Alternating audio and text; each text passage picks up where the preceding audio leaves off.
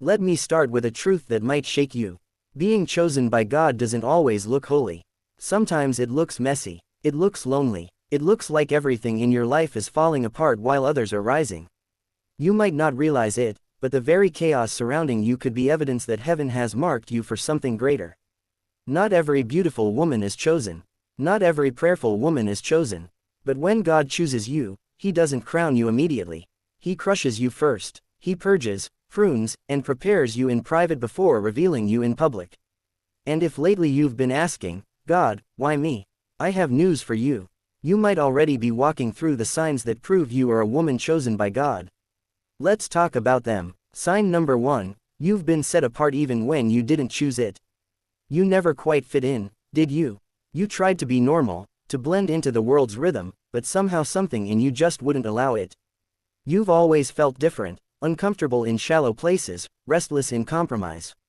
That's not coincidence. That's calling. Jeremiah 1:5 says, "Before I formed you in the womb, I knew you. Before you were born, I set you apart." Chosen women are marked long before the world meets them. You didn't pick God, He picked you.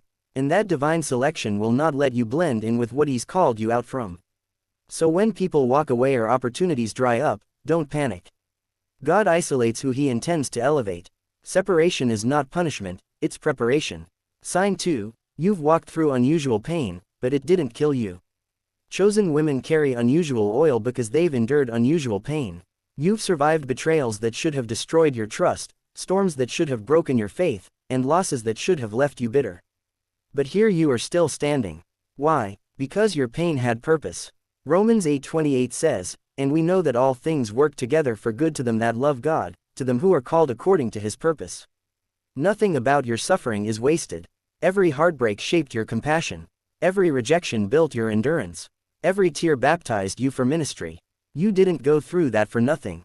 You went through it because you're chosen. When the enemy saw your future, he attacked your present, but he failed because the very wounds he inflicted became the evidence of your calling. Sign 3. You carry a fire for God you can't explain. Have you ever tried to ignore the hunger for God only for it to burn hotter? You backslide yet you can't stay gone. You get distracted, but conviction won't let you rest. You love God too much to quit even when it hurts. That's the fire of the chosen.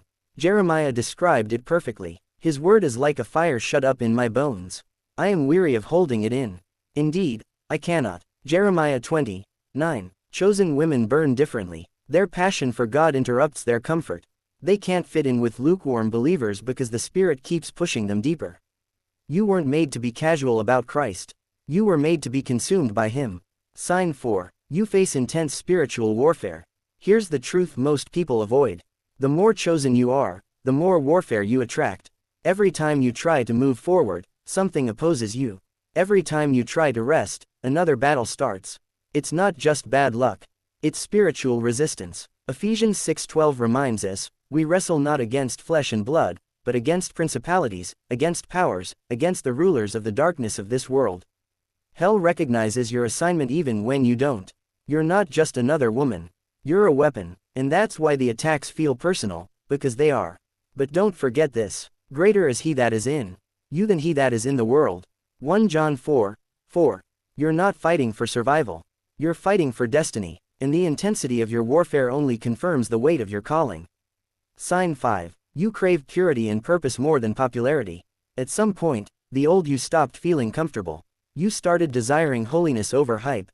You'd rather have peace than attention. You'd rather walk with God than walk with the crowd. That's a sure sign of transformation. Romans 12:2 says, "Do not be conformed to this world, but be transformed by the renewing of your mind." Chosen women outgrow what used to satisfy them. The movies, the gossip, the validation, it no longer fills the void. You crave prayer. You crave purpose. You crave something real. And yes, that makes you seem too deep for some people. But don't let that discourage you. That's evidence of spiritual maturity. God is rewiring your appetite to match your assignment. The shallow can't understand your hunger for the deep. Sign 6. You feel the pain of others deeply. Chosen women don't just sympathize, they feel. You sense when people are hurting, even when they smile. You cry over others' pain as if it were your own. You care deeply, and sometimes it hurts. That's because compassion is the pulse of your calling. Matthew 14:14 says, Jesus was moved with compassion toward them and he healed their sick. God trusts you with emotional depth because he intends to use you as a vessel of healing. Your empathy is not weakness. It's divine sensitivity. You were never meant to be hard-hearted. You were meant to carry heaven's heart in a human body. So when you feel deeply, thank God. That sensitivity is proof that your heart still beats in rhythm with his. Sign 7. You're more interested in building than boasting. A woman chosen by God doesn't chase spotlight. She chases substance. While others compete, she builds. While others talk, she plants. While others perform, she produces. Proverbs 14:1 says, "The wise woman builds her house, but with her own hands, the foolish one tears hers down." You're not impressed by applause anymore. You're focused on assignment. You're not looking for validation. You're seeking fruit that lasts. That's what chosen women do.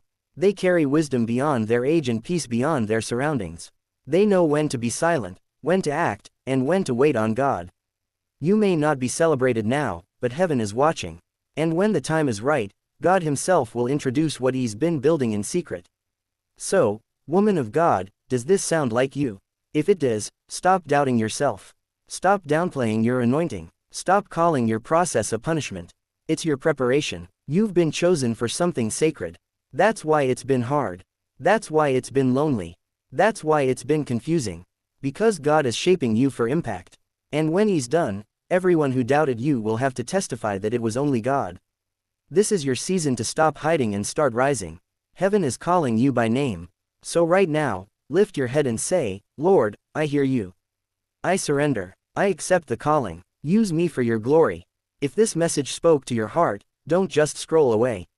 Type "I'm chosen" in the comments. Let's fill this space with women rising into destiny.